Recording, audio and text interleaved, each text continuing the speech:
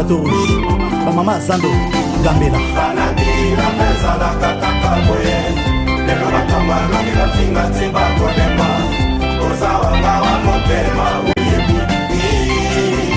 PDG Pis Mwabibo, Océan Tanzo. Ah ouais. Bakole Bamama.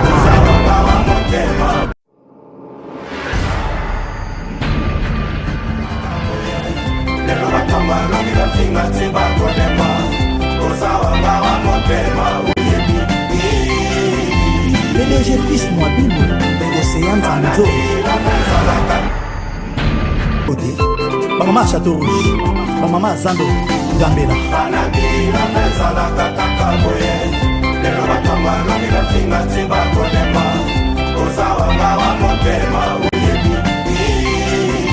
PDG Pis Mwabibo, Océan. Bonjour, bonsoir mesdames et messieurs, ici c'est Queen Fanabi avec mon émission Queen Fanabi Show. Comme vous voyez, hein, toi na Boutou, toi na Matanga ya Papa Wemba na Anière, nenge zala zala kaka, te ko zwa batu, toi ba lobela ba sentiment pe émotion na bango nenge zala zala kaka. Sans plus tarder, comme vous voyez na une émission donc toi na Matanga donc il y a des bébés, mais mingi ba impression pe ba sentiment ya batu et lo ba quoi. Nazomona pe Kimbangu waza na ko bana na pe Kimbangu waza awa. Bonsoir Kimbangu. Ouais, bonsoir Queen. Tomonio awa na matanga ya Papa Wemba na ebi keton ke artiste oyeko le la papa na yo pe vie na yo na musique sentiment pe émotion na eza ndenge ni na minute so ndenge po biso to réaliser te ndenge to moni corps ndenge to mona ke utaka Abidjan et aki sentiment na pe émotion na eza ndenge ni. Non, franchement omoni toza na débord to benga to na mawa toza na esengo koto a mawa ezali ke parce que papa a couffé en pleine forme.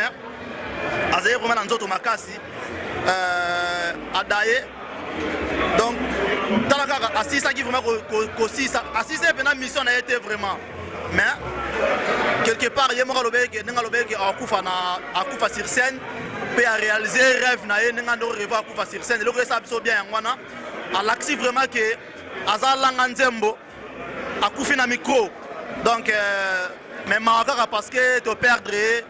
Donc tu habites cette rose papa wemba rose rasu papa wemba mususu donc nandimi penate nandimi parce que to bungsi vraiment mkoyi quoi donc voilà quoi yango toza awa to lela donc ngai ku na zena ba tourner na kati ba tourner pourquoi to ya lela papa là to en plein Paris to zana ba tout ba mission tout toza na Paris donc pour na lela papa quoi donc voilà quoi o senga na nini peuple donc ba o baza hôtel so diaspora les hôtels so Kinshasa to mona ki Abidjan ndenge lela ki papa na biso yo zo senga ndenge nini biso to lela biso mokolo papa en fait non na moni déjà Zakari déjà formation après ça qui déjà na moni vraiment des organisations ils a bien mais malgré notre commis mardi teto c'est la rendre corps koleka mais ndé na yebeli gouvernement na biso atie makam tout temps déjà batindi avion et outil déjà kozwa mowe na moni vraiment gouvernement pe ba mission toza vraiment ini quoi na yebi ke makam tout ele kakito. Merci beaucoup Kimbangu, merci toza pe attendez zalaka ba saper Papa Wemba aza saper mamba bilambe za Papa Wemba to apena moko ya ba saper awa.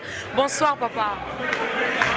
Omoni mama bilamba bonsoir mama bilamba sakana na ngote ngamundela me manga mboko yo Papa Wemba tikilenga liloba moko bisinga John de Liopa biso c'est de loja formé et belé basali perte na via bilamba et belé na via bilamba ba bénéficier te bino ba génération bo bénéficier à monde bilamba il faut esprit ça là wani liloba père atikelanga na yemina papa papa na yembina ava kufa ngana yembina Papa Wemba sala mo vocal ngo sala bien toi en plein day quoi omoni ne toza boyo tana matanga o aza muke na ye akosoma disque akoyoka omoni matanga foto lela mingi vie nana méchant mabe na passe na mawa to perdre mutu munene po cerveau ni akosa kena to tselaka na mutu moko Papa Wemba comprend idéologie na mama bilamba ya cerveau ni akosa alakisi Papa Wemba monda masolo via koti amoyemba zo peta artiste sapin musicien ara moko Papa Wemba monda nti peta ka forme ata lelo soko molata ba yojino ba lokuto mosoma ki mukolo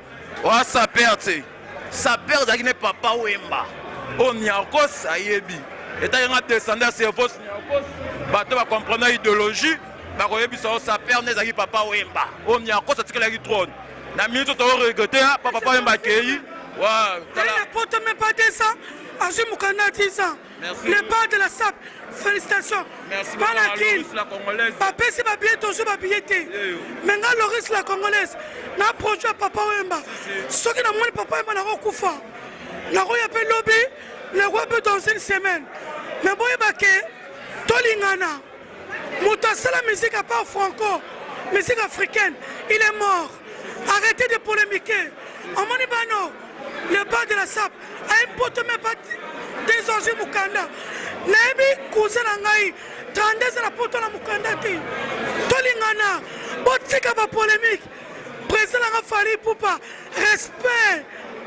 Je remercie. Roga. Respect. Je remercie tous les musiciens. Jordan, Soleil, GTT. Merci Tolingana. Fata Kimbala, I love you. Merci beaucoup. Nezagato continuaka. Oui. On a une performance, on a la SAP sur scène.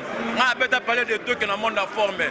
La défilé a de la Gombe dans le monde formé. Le monde formé, même à Boissa, Ponton, Paris, le monde à Bilamba. Ndenge misaki na mongo na ye ndenge akena bilamba ebele ba loba batata na bango batinda bango bapote batanga ba classe ebele bazolo ba bateka mapango po ba ya mboko yo. Merci papa. Ba ndenge ba ya mboko tikana loba na expliquer mingi talaka mosa kitoko o libumo ya te akatisa te akeba ape solo te obi makambo to solo yo to solo la performance bana Londres to ba lamda na Londres kanika ngudi Brenda tangi mosa pembe likaba pembe bobeti ba beauté bilamba awa to la papa Wemba to na méchant mabe. Merci beaucoup. Nenge zala to continue kozoaza. Nenge na lobeka to tourner micro baladeur comme vous voyez à Kaïda donc ba ko lobaté émotionné vraiment. Ça fait déjà 6 jours que papa tiki bango. Nde bomo na 4 ans ngando alela ki papa tronde to mona ba réseaux sociaux donc baza ebele comme nebi to so ba kokoloba. Nazo passer micro oya koloba lobby oya kokolobaté comprenez l'émotion. Bonsoir Trésor. Bonsoir mademoiselle. Moi moka pona papa nabi ko ana mawa ataka mukie pona papa sala. Moi j'ai beaucoup pleuré, je me suis déjà beaucoup illustré donc c'est mon daron, c'est mon papa et puis qui repose en paix. Je n'ai pas vraiment grand chose à dire. De là où il se trouve, il sait. Voilà. Je n'ai pas beaucoup à dire. Vous comprenez, hein, émotion. Donc c'est mon papa. Bonsoir papa. Moi, pour papa Wemba Nebike. C'est le neveu, c'est des amis à papa. C'est à eux de parler. Merci beaucoup. Ton appel à fils est Dungu. Donc bonsoir fils. Ah, bonsoir ma belle, ça va? Oui, ça va bien. Moi, Momo, parce que toi, na papa Wemba, Nebike boza vraiment na souci ma casse à papa na bino boleli, to moi na ba réseaux sociaux. Comment bozole la papa? Non, tout ça bino belete, mais moi moukeka pour na papa. Et ça là, moi. Moi moukeka, c'est trop dire. Toi, il y a histoire, il y a le roi livre. Moi moukeka kokaté. Maintenant on a pas ce là. Tout va na seto ya mabatu. Toso la ma belle, Ndela. On a contacté Bino, Bossi Samatanga, tout ça, l'émission Mopenda bien, Bissonioso. Si. Bonsoir. Bonsoir. On a papa Wemba, toi, quand on a matanga, bien pas sa père. Comment le papa n'a vraiment toyebi quoi. Rien à dire, tous les lara papa. Mawa. Il y a le papa, Obi, papa, tu as une idéologie, bien coiffé, bien rasé et bien parfumé. Tous les jeunes qui toquent, tous les papa. Talamar Bilamba. En mode Adidas, normalement, elle est la papa de Adidas. Parce que, faut le dire, hein, papa Wemba, Alingaki Bilamba, photo Lobelango, Baye Matanga, Bana Mawame. Valérie papa Bango. Pour les arbres façon belé quoi, ça fait plaisir. Tala. Tala dégo. Maman le boko le ni Gisèle, aye ba réalité makambo. Merci. Ça va plaquer. Akaïda na Ozwabino, on sale lo mo ya bien. Pour na papa hommage à papa na bino. Vraiment on est ensemble. N'avait un Serge Kabangu, oyo ba petit avait beaucoup ndenge zala zala. Je sais que moi mouké pende zazel. Bonsoir vieux. Bonsoir. Na mono école la papa Wemba. Na ebiki ozaki mais proche à papa Wemba. Na mono ebe na ba studio na yo pe aboaka émotion les années sentiment na. Donc émotion nga eza passivement mingi ya trop ko bungisa eza papa. Donc ayebi nga banda mwana muke kwa premier micro vie beaucoup la yemba na vie na ye ezalaki instrument ya père na ngai donc ayebi nga mwana moke ti ndenge nakoli nabeti mpe na album na ye na chanson moko tosalaka eyaki arrangé par Suzy Kaseya ngam nasalaka basi na ngai ayembai mpo na Afrique tosali makambo ebele mpe badernierement ayaki na studio amonaki mpe studio asepelaki makasi ndenge nazo évolue abi en tout cas mwana ngai kende su liboso ayembaki na album ya Anushka na ya Papa Forme donc wana aza père na ngai donc ezosala mpasi mingi donc c'est bon. Merci beaucoup Bessal. En passant, je salue maman Lula à la maison. Hein? Donc merci beaucoup papa. Comme je vous ai dit, hein? Donc tozo patrier toujours, tozo luka luka batou parce que c'est un micro baladeur, faut le dire. Batou baza vraiment ébélé que tozo pe ça peut sa micro ba on va en attendre parce que misou baza vraiment émotionné. Nazapena papa na biso. Bonsoir papa. Bonsoir maman. Moi combo pour bébé les ballons là d'habitude na Kinshasa partout, monde entier na internet ça vraiment suivi hein. En tout cas c'est important mais comme on a Michel Mangala moto abwakanga pour la première fois zaki papa fait beaucoup bien coiffé, bien rasé, bien parfumé. En tout cas stratégie na zongo pas fait hein. Fait bena kochanga trop. Siko tout le monde peut matanga papa. Oyebe uyona papa boyebani wapi. Merci beaucoup maman nanga na bosse comment ni Queen Fana. Queen Fana. Moni merci na question na yo. Na dit kala mais koyeba bena veza na ba la rasala qui la vie est belle. Parce que moi je suis de Lemba, la vie est belle ba sala mona le voulou, hein, si je ne me trompe pas. Je ne sais même pas. À peu près. Et puis, à ce moment, beaucoup l'en se détendre à midi, après une pause. Hein. Et pas producteur à 3 maisons de chez nous. Personnellement, on y a beaucoup trop. Beaucoup à l'accent, mon bébé, sans beaucoup, on a mis nous pembe boété. D'accord, c'est ça. Bien sûr. À partir de beaucoup. Bien rasé, bien parfumé, ça beaucoup. Merci beaucoup, papa. En tout cas, quand ça n'a rien, nous avons beaucoup de travail.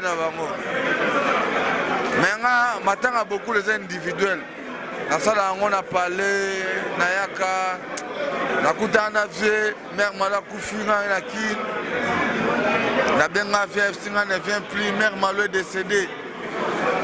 Na voyagé sous la zongi, Kabo Sakufa, Jet Set, Tona vient à Kin, Tina sous poto, Tokuta n'enterrement à Kabos. Mais vieux à l'ingité n'a mon enterrement. Bon, ainsi soit la vie. Hein. Merci beaucoup, papa, merci beaucoup. Moi, témoignage à Mouké, ça fait du bien, merci.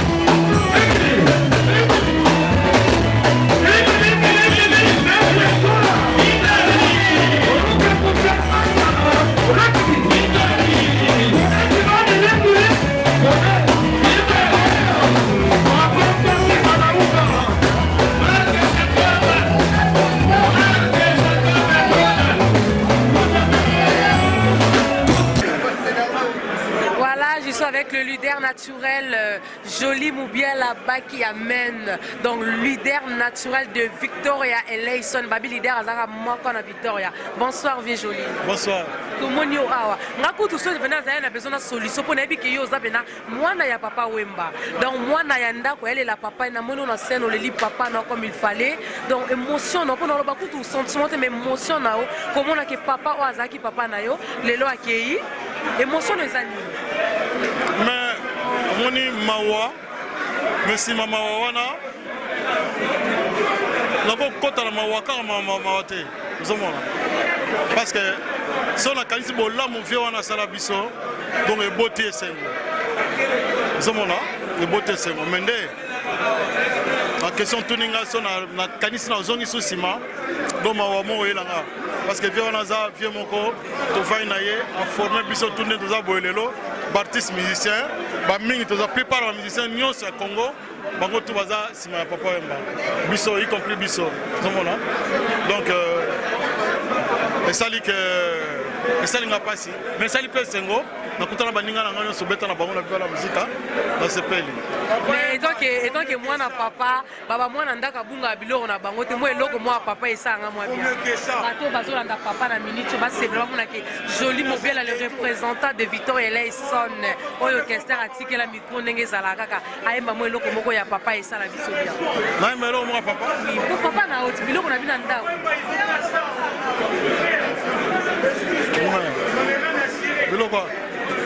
biloko papa Wemba c'est belé to Wemba belé donc na yebite nini na yemba nini nyonso sepela kaka kwa mutema no sepela mpona balandi baza kolanda biso esala bango bien mpo nayebi ke ebele ya baotala yango esala bango bien peut-être nzembo oyo olingo oyemba na miniti oyo ebele baza na ndako aba oyo eza chanson favori na ngai likambo ya ngai na yo nasambana nani likambo ya bolingo nalela sa motema etalelanga likambo oyo wana bravo kati extrait ya bravo kati oyo place toyemba na ye donc toyemba na bavia na banzembo ebele donc so na omona boye plaisir azi mawa susu mpe ezali mais yaza lenkuru na kati ya kulu pende tokobosana ye te donc togravaille na mitema na biso ata toza oyo tokomi na komi leader naturel mais na grava vie wana na kati ya nani na motema nanga na kobosana na ye te leader naturel ngai na obenga onde tobeka tobeta émission na biso moko ya bien oyo ezaka en plan matanga olela papa na oyo olobeli mwa moke mona oyo ya suka tomoni na babidjan nde baleli papa bien bahonore papa na biso bien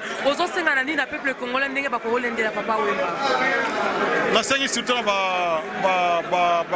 génération na biso ya bamusicien oyo biso tobima na linie na ye donc tolingana bolingo ezala parce que vie wana soki alingaki biso te tolinga mpe kobima te donc tolanda ndenge ye azalaki na bolingo wana donc tolingana ezala te na linie ya biso bato tozalaki nsima papamba towela oyo ngai naza ancien oyo ngai naza boye oyo ngai naza boye ezala te tozala bomoko mpo tokumisa kombo na ye epai azali azala toujours en paix abeka bapeti nanga baali trouble tolingi yango te merci beaucoup mon vieux en passant je salue lui qui mpulu aza na ebele ya koloba mais moyen naloba eza te mpo awa toza bato ebele na remercier kaka nakota mbala moko na remercier peti na nga louis kipulu toza na ye wana prince senzedi na remercier peti na nga jansi na remercier petit sœur na nga ye na nga beya elenge na remercier mwasi na nga isbibel donc baza wana tous les congolais bajeune congolais baza na kino bakolanda kimia ezala mobulu ezala te merci beaucoup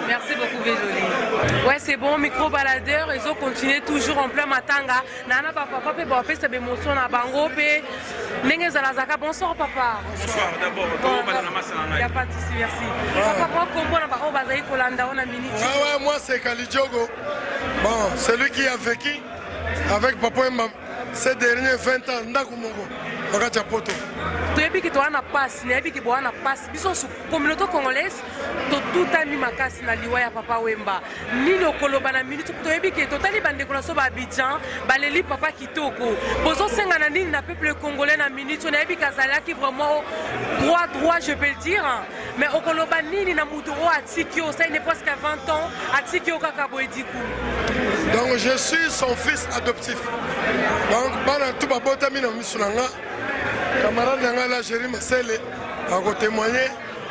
Donc papa il est parti, il m'a appelé 3 fois dans la semaine avant sa mort. Pour ma famille, c'est moi qui l'appelle tout le temps. Pour repasser banouvelle famille ndenge ezose déroule ngai naza mwana molokai namona viva te na mwana molokai ntango basali viva la musique j'avais 9 ans donc na kati ya temple donc tolobaka na micro te ça fait 35 ans na mikili lelo soki nazwi chance naloba na bino nalobaki lobi na RTNC ekoleka lelo dimanche donc bino bozali ete bato ya mibale bozwi image na nga donc nakoremercie kaka bino nde boye kotuna na mituna mais bandanga na botama nakoli ti papa azwi nga ntina aza na ye poto papa nanu abele na miso na nga te akei afrique abengi nga akufi nakoki kokomante te mpona tokundi ye te okomprendre aza na bana na ye aza na baleki bauti libumu moko na ye nga naza peti na ye oyo congolais to ale ayebi oyo tovandi ne ndako moko mais touti libumu moko te parce que ma mère elle était là mon père il est luba donc tovandi na ye c'est comme mon grand frère mon oncle oyo tu bayebi nga kalijoko bazelanga nga na kini ngai oyo nalobaka na micro te nalobi ka lelo pove na nga ke lisanga oyo eza lelo awa na kati ya paris oyo poto biso toyebaka papa asangisi biso ndenge poto ezalaka comprendre lelo nazosenga totya polémique te tozolele lelo na baninga akundama bien moi tout à l'heure je prends mon avion mon passeport il est là donc je pars à King donc nazokende mpona kunda vie nanga oyo ekoya après mercredi mardi mercredi wana okotunanga baquestion le plus difficile. Papa Pazaï Mokote, bonsoir papa. Bonsoir. Pour se présenter, moi Kombo na Balandi Baza Kolanda Biso s'il vous plaît. Merci, je m'appelle Jérémy Massélé. Bon, pour moi, vraiment, c'est une grande douleur qui vient à Biso. Jeunesse Nangaï, ils ont reflété Naï. Tu es na poto Tozagi Bajen. Tu vas dans la vie Banda Kumoko, tu vas ensemble. Vraiment, Azanet, papa, Aza ami, Aza frère, il est tout. Donc, vraiment, tu as blessé à niveau Moko. Ils n'ont pas si quoi. Ils n'ont pas si quoi. Ils n'ont pas si quoi. Pour vieux Akoufate. Mais il y a aussi un peuple congolais, il y a aussi des valeurs et artistes na biso. To tigana na artiste minene oyo papa mba atiki ba petit naé. Kofi Olomide Azali, ba Jibé, ba Werason, ba petit héritier, tous les petits bazar obima basé quoi polémique ezalate. Bango tout ba frère na biso, ba musicien mboka na biso. Il faut to linga bango, faut to pesa bango valeur et tant qu'ils sont encore vivants. Tozela ka bato bakufaka te po toi honorer bango. Dale lo papa kuwemba kufi. Toza même salle et comme ya oluka. Un grand monsieur comme papa Wemba, tokomo oluka ba salle. Tokomo tâtonner. Hein, c'est pas le moment tout ça la suma kamande wana. Bon, cette situation, il faut qu'il nous interpelle. Tous soit conscience et tant que ba humain. Parce que trop c'est trop. Kaka Zaïroa makamamabe, kaka Zaïroa makamamabe, tout changer. Donc comme la caractère à Malamou et puis la situation où ils arrivent après, faut tout revoir les combattants. Je suis le premier leader Ngaï Moutrabanda, histoire de combattant Ngaï. C'est mon histoire. Un jour, que l'occasion européenne, je vais en parler. Merci beaucoup, papa. Merci beaucoup. Bonsoir, papa. Bonsoir. Moi, un mot pour papa Wemba. Tu as vu que père un grand monsieur, comme il est un maître d'école. Okolobani, il faut papa na militio, papa Tiki Biso.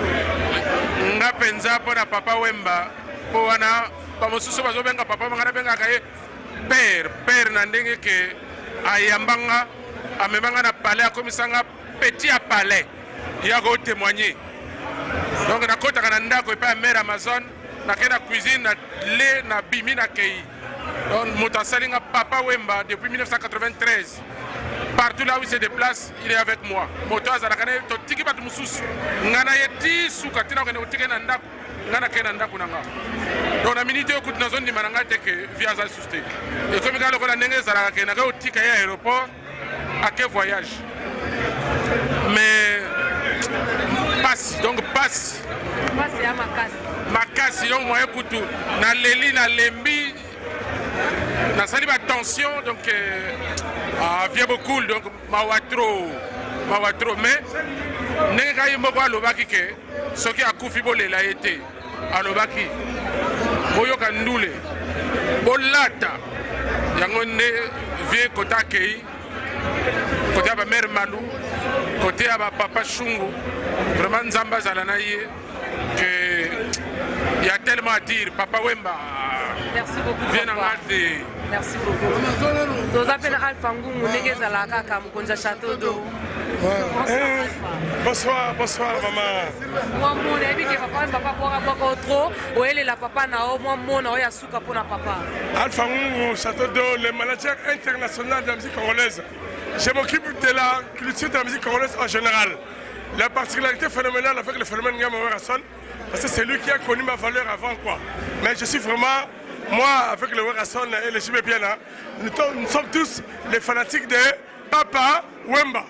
Parce que quand Papa Wemba a commencé sa carrière musicale en 1977, nous avec le Werrason, on avait aux alentours de 12 ans. Et cela veut dire que c'était la musique qui nous battait la cœur d'admiration. Et c'est à travers Papa Wemba que Jimé Biena et Werrason, ils ont eu ce qu'on appelle ce goût-là d'être des chanteurs et de grands chanteurs. Donc j'aimerais le mot à ce moment. Mais bon, Alpha Ngungu, c'est lui qui défend la musique congolaise en général, la culture de la musique congolaise en général. J'ai vraiment l'émotion, j'ai le souci de la perte d'un grand artiste qui est considéré comme étant les baobabs de la musique congolaise, qui est considéré comme étant les baobabs de la musique africaine. La star internationale, la star planétaire, Papa Wemba, il est parti. En tout cas, il nous a laissé ce qu'on appelle un vide dans la musique congolaise. Alors, ce que moi je demanderais, c'est quoi? J'aimerais bien que le peuple congolais puisse peut-être connaître la valeur de nos artistes quand ils sont encore vivants, quand ils sont encore en vie. Donc, je manque les mots à ce moment. Et je profite de cette occasion, à travers cette chaîne, pour présenter mes condoléances les plus attristées à la famille biologique de Papa Wemba, en commençant par Maman Amazon. Maman Amazon, Kadi et Consort est là. Merci beaucoup, merci beaucoup. Je suis avec la diva, pure petite à Papa Wemba, pendenge zala na ebi ko traîner pena Papa Wemba, ozo parce que au sein de l'organisation, na ebi ko zo tant ya ko kutoyer un peu Papa Wemba. Émotion pe sentiment na on a minute ezani comme on a que papa qui a tiki biso. Nga Papa Wemba za kutute que Amazon a da belle sœur na ngai. Alors à salanga surprise moko na 1999 na balaka mami ayebisinga ke non la diva na ana surprise po na yo ngabi surprise nini mami abi non na ana surprise po na yo ngabi ozokosa ngai molika ndeza na mariage boke ko changer bilamba na zongi Papa Wemba ifala sala lever de rideau na JB oh asala te tozo ya boye salle plein na comprendre te salle plein na comprendre te na kota na salle boye Moutayambanga Mami avec tous les honneurs. Alors Papa Wemba ce n'est pas un musicien pour moi, c'est mon papa qui m'a soutenu Banana Bandaka et c'est la famille Dimile Okot était là. Namu était là 100% et l'homme est là. Papa Chana qui est Tekolo Tema Kangie Fula papa. Atete la tie wekonde la papa te konde la papa otiki biso papa oh je me rappelle encore papa ozo zelanga na biso non papa naza maluku ovanda journée mobimba ozo zelanga na bi papa na omemelo cadeau abi quel cadeau na uti maluku na memelie sanya pondu na bukaki na soso ezotambola papa a dit ah la diva toi vraiment je dis non parce que mutete la nyoso aliaka pondu jesse la koko papa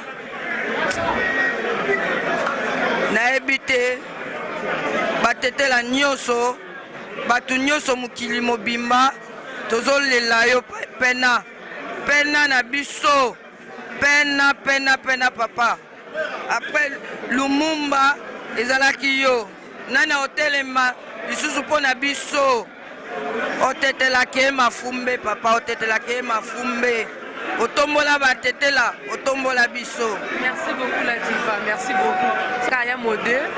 Bonsoir papa. Bonne maman. Bien par la grâce.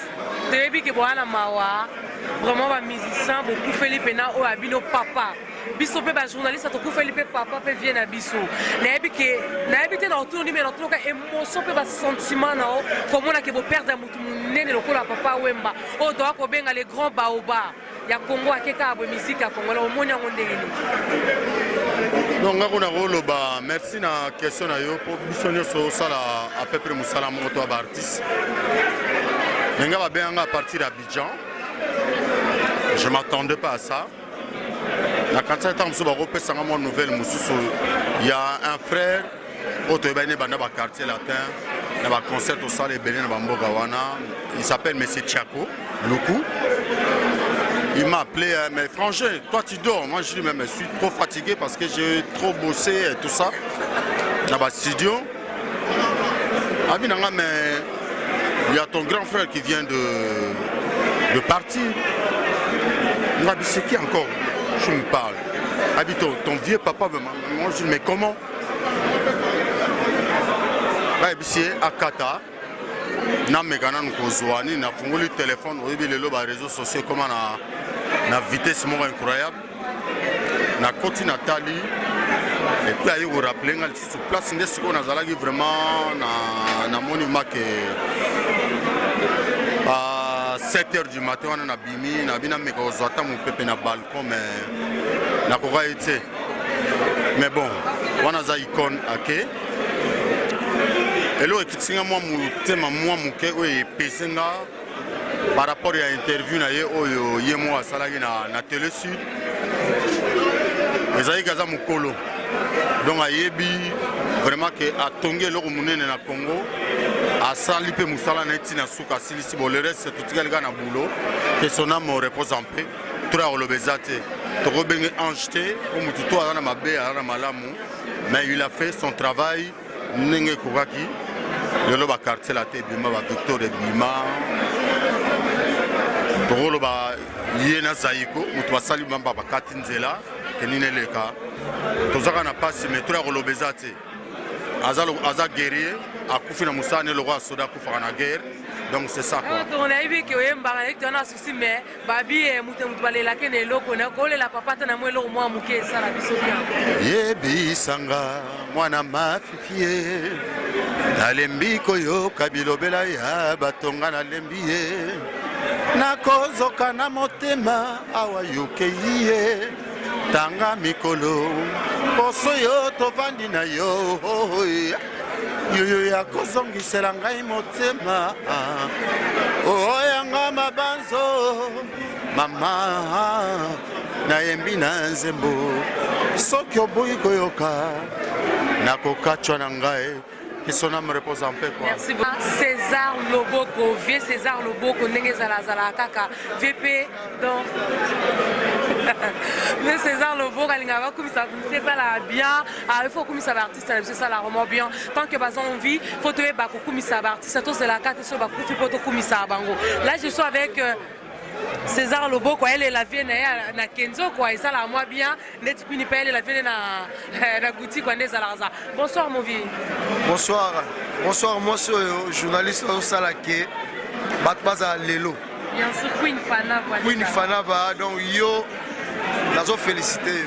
Merci beaucoup mon vieux. Tout le monde na matanga papa Wemba na ebi ki waza papa na biso, asa vie na bino, donc vie opena asali ebele pour la musique congolaise. Mon ayo sentiment pe émotion na eza ndenge ni la ozayi koyoka ke papa kufa tiki biso kaka boy mon ayo asuki ezani pour na papa. Eza vraiment pas si mais bon. Vous savez, il faut être réaliste hein. Liwa et Yaka et la karaté. Mais comme lui c'était un peu prévisible. Lui-même, il avait dit, il prophétisait déjà. C'est comme s'il sentait. Bon, ce qui souhaite Zaki Bongo à Koufa la scène, je dis bravo aux soldats de la musique. Parce que Dieu a exaucé ce que lui-même il avait dit. Parce que ce n'est pas de maintenant qu'il disait ça. Bon, donc, parenthèse, Moussoussou, pas ses alliés. Parce qu'il avait encore beaucoup à donner. Papa a sali de génération en génération, tout le monde le sait. Bon, aïe, dans le studio, aïe, arbi nangai kanga motema, soki nake Kinshasa nazongi nakoya koyemba. Je crois bon mona ba photos circuler. Papa m'a visité dans la studio, on avait mangé au restaurant et tout. C'est un vieux, c'est un papa qui a donné la main à tout le monde. Quand je dis de génération en génération. Ngala Robert Maboko parce que akufi na art oya lingaki soué na ye. Passe nanga yango wana il avait encore beaucoup à donner. Mais entre-temps on dit Dieu a décidé autrement. En 66 ans alors qu'il y a encore des gens de Bombenga qui vivent encore. Il y a encore Manu Libangou qui sont là. Ils sont dans le 80. C'est dommage. Ils ont vraiment passé. Mais c'est ça. Oh, tu fais la dame, tu as balanga nzembo. Moi, loko moi muke ça là étant que yo pe musicien, chanteur et ambo cannabis. Moi, loko moi ko raisonner papa. To le litro mais to omega. Ela questa langa boye kolula e la telia papa e malade ngo yo tambusinga moto jeni e nalela butuna moyongo Jenny yolololo. Merci. Aïe aïe. Yo yebi to beta masona biso de to kana. Biso dans to bandaki makambo forme. Zagina dans les années 85. Mais le long alors c'est peu la peau continuité zali. Dans la zone ma fils Edou. Nikes Bayaka. Meta ombre jaune. Dans zone Basé Pelé, la zone na bango tout. Et ça l'a plaisir na monangino ah bilé les obeta mamino yali. La zone na ba trésor ngando. Pasiwana Pasiwana au baron bazanango. Bamisu bazo bate po wala batikali bana ya papa ya suka. Merci beaucoup mon vieux. Il y a Victor et Eleison, Nengue Zalazaka, Jancy Massiala, le responsable de tout le Congola. Bonsoir Jancy. Ouais, bonsoir Bondé, on a lundi bisous ce soir. Na lundi bino parce que tu fais papa monene papa Wemba. Na kobenga koko na bino parce que bino bozaba na Victor et a obo kufeli azali koko. Émotion na bino zandele boyoka ke papa kufatiki biso kaka. Non, ça fait mal pour mes services au passe au moni. Liwa basakana na ngote. On comprend. Liwa basakana na ngote. Donc ba vie malgré tout ma col, il faut pas la kaka pour avoir exemplaire. On comprend. Calamite de père de Taboulay, Pépé Ndombe, Kester, Marie Misatou, Misamou. Après papa Wemba, donc ça fait trop mal, on comprend.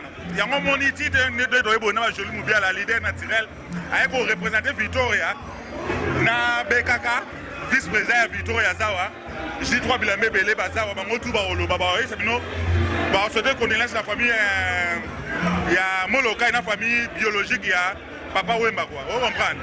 Donc voilà, la question est posée pour la Victoria, pour la jolie posée, au monde est bien. Ouais. Bonsoir papa, Salobi, vice-président. Vice-président Victoria. Bonsoir papa, laisse-moi comprendre, voilà, parce que là, il y a un bébé, voilà, comme on a bienvenue Mboyo. Quand des alaoya matanga tera ou assistant des alara wa papa batu nyoso o comprendre ama mamizi il faut sangana ya mona mama boye ozana ona compatika ba douleur ya famille mais to souhaiter ka ba mes condoléances à famille biologique à papa Wemba maman Amazon toute la famille quoi c'est ça quoi. Merci beaucoup. Bonsoir papa. Ouais, bonsoir. Moi pour papa Wemba étant que bana Victor et là ils sont papa Wemba wa kufa zaki le grand baoba moi momo pas suko lo bazali. Ouais, le banga suka papa Wemba Olivier oyo asimi musique congolais. Alors toujours le lara ndenga kufi quoi bon. Maman on l'obéissait belé mais na ko bino tante. Donc akendeka malamu et Angela Moutounioso quoi. Merci na suku. Ana moko oyo organisaki anniversaire ya papa Wemba 60 ans en 2009. Papa Pazai na moi souci pe lilo bakolobela ndenge zalazaka. Bonsoir papa. Bonsoir maman. Moyo to mona comme to sela ka papa anniversaire na ya 60 ans en 2009. Là to moni ozo kolela papa. Émotion na ezani komona ke papa le loi qui a dit biso. D'abord merci on s'est présenté comme on a bijou mwanga. Bato ba ebinga ba benga nga mingi bijou la crèche. Nazali moko ya ba oyo ba organisaka 60 ans ya papa Wemba na 2009. Donc omoni na ebité omoni ikambo mboka mombe elelaka elaksaka ke seke nzete moko boye bandaki kopesa fruit bato nyonso ya mboka bandaki koprofite nango nzete wana sikoyo ekwei donc matanga ya vraimen na mboka po quelque part bible ezoba na biso il faut kolela na baye baza kolela mais jour ya de il faut réfléchir donc papa Wemba azali papa oyo pendant 2 mois à Paris tozwaki temps kosala travail moko na ye ya préparatif ya 60 ans na ye biso bato toconcevaki projet wana awa na Paris tolwaki même avion mobimba à l'époque avion wana tomemaka bato na Paris tokei na bango Kinshasa et on avait fêté pendant 2 jours alors kovanda na ye azalaki papa moko omoni ki papa Wemba ne na musika mais so opusai na ye okuti ye aza en fait matériel ebanda lobele eloko te tout ce qui est matériel epani ezalaki rien. Ce qui m'avait beaucoup frappé avec lui, il était trop ponctuel. Ce bon a rendez-vous à 13h30. Il est à 13h juste à sa commis. Dans la commis par Bengio. Alors, Bichot à Zawak.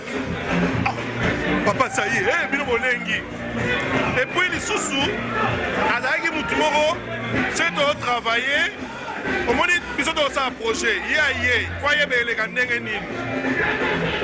pour expliquer le projet, pour expliquer, au moins la souverain, c'est pas grave, ok, c'est bon, on fait comme ça, C'est quoi, on a vu, on a voix, on a observateur, mais un père de famille.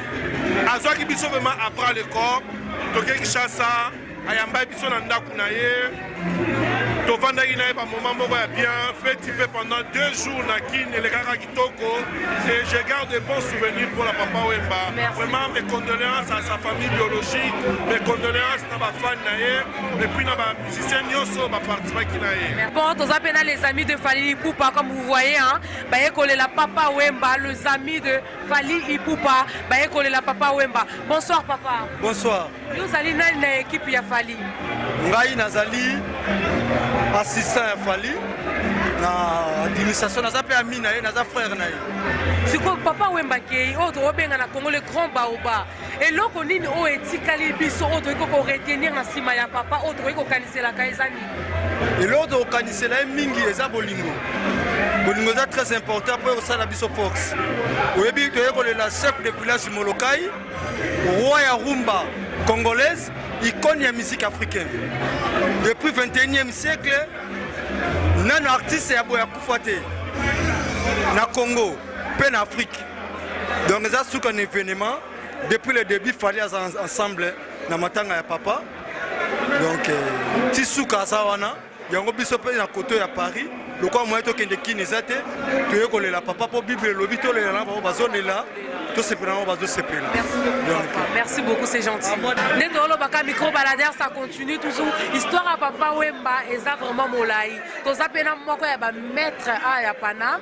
Donc il m'a enseigné na ebi na ngai mais moi se présenter pour na ba OPAP c'est la moi mukene. Bonsoir maître. Ouais, bonsoir, c'est bonsoir pour notre internet sur Rolanda Biso. C'est maître Churambo Malembatable. Maître Churambo. Si kondengo moni papa, on a vu que bien vous avez ba proche à papa Wemba, ba petit à papa Wemba. Papa les lois qui atiki biso. Et tant que bino, souci ni pe sentiment ni o za na mona minute ko kabola na ba o baza ko landa biso na minute. Pelite ya nini o papa tikali o eza ko tikali biso lelo o papa tikali biso. Toza na deux sentiments partagés. Sentiment moko pour na peuple congolais to ebaki niveau na été tango zaki na bomoy.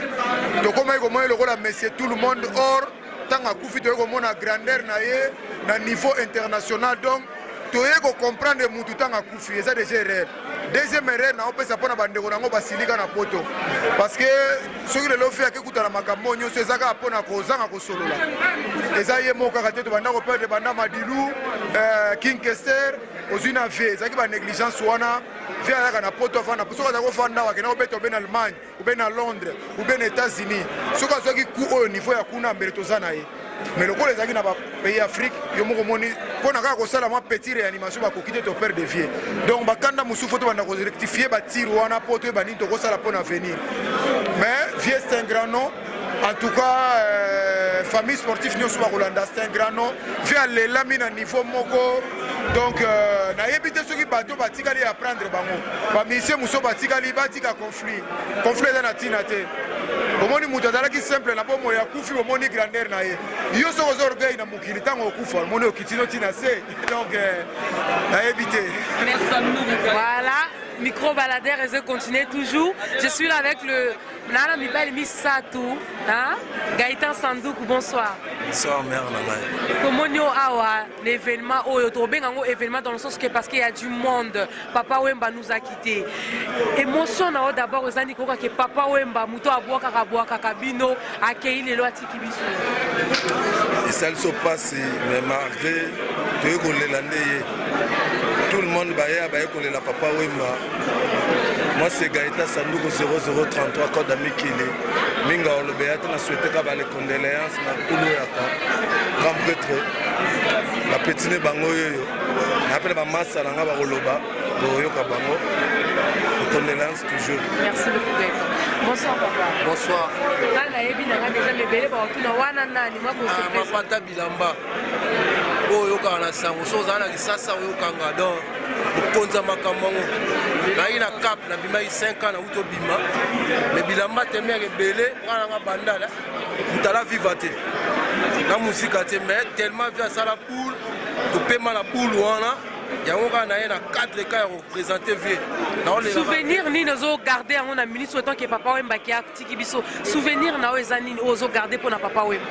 Souvenir ezaka parce que mingongo wana via beta et c'est pelisanga.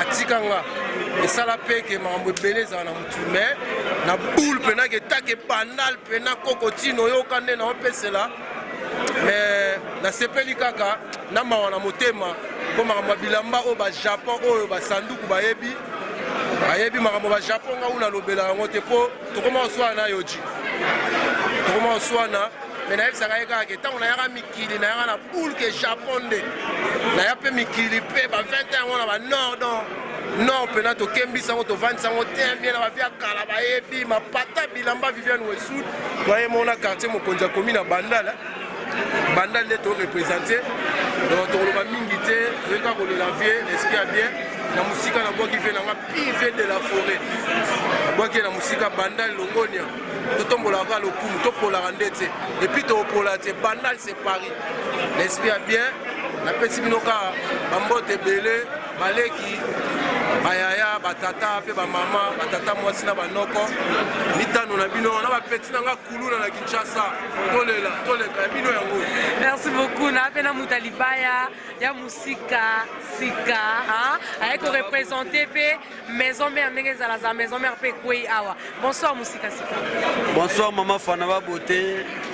Étant que musicien à Congolais pour perdre Otoko Benga Baoba le grand Baoba Papa Wemba. Émotion na ezani comme on a que le papa tiki biso parce que papa le comme il est le dimanche à l'élo papa kufa qui dimanche et tout le ça fait déjà une semaine. Émotion peut souvenir ni nos garder pour na Papa Wemba. Des émotions na souvenir via da grand prêtre au moni na lande misomo via bagi boye ba mukolo okufa. Donc na minute oyo na limite artiste msu monde relobelo wa Papa Wemba po ba chaîne to lobby ba makambo to lobby donc fait pena da ki monument penda ya Afrique ba CNN lobby ba France 24 balade ba chaîne to lobby ya un moni na fa ba artiste congolais na fa ba artiste congolais na fa ya un moni na fa ba artiste congolais bolingo ezala omoni bolingo ezala baartiste congolais au moins lelo so baolela Papa Wemba boye mpona misala asalaki na barespect azalaki nango yango moni lelo mokili etelemi mosusu mpo kokufa bato bawaya te artiste mosusu mpo kokufa mwa mpe bato baye na bango te adela menga yebi makambo na oloba donc vanité de vanité toyeba kaka kote tokokende poso toyeba te toya bakufi mpe bokula kufi bamisien congolais bozala na bolingo poso bolingo ya te mabe mama Fana mais félicitations na otalo mpe na babulo kobaka ndenge okoba me kozala lokola bajournaliste mosusu te merci beaucoup ya bainternet to basala batatouage na système